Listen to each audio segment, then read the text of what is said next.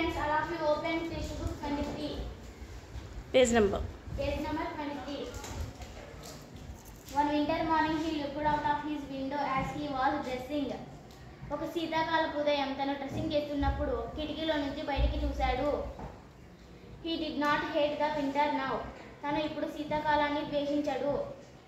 For he knew that it, తనకి తెలుసు, was merely the spring had sleep and that flowers were resting. అతనికి తెలుసు శీతాకాలం వసంతకాలం నిద్రపోతుందని మరియు పువ్వులు విశ్రాంతి తీసుకుంటున్నాయని.